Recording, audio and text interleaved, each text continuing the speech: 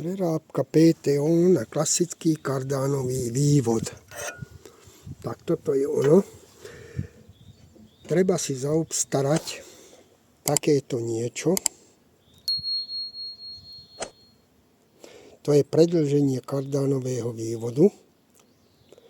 A to tak urobiť, že tu urobiť väčší otvor, alebo osústružiť tento koniec, aby sa zmestilo do otvoru pôvodného. Potom chytíte túto koncovku, dovnútra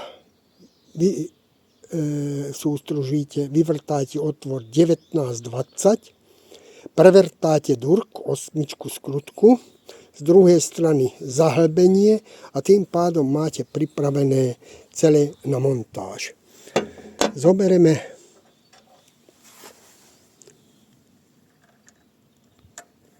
pero, nasadíme koncovku,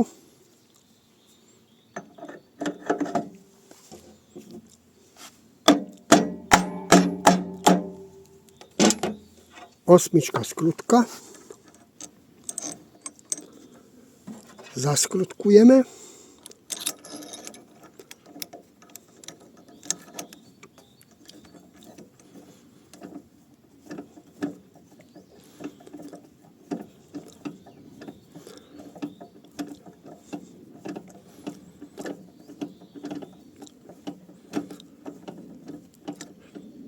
a máme pripravený stroj na použitie na klasické PTO, teda klasický kardan.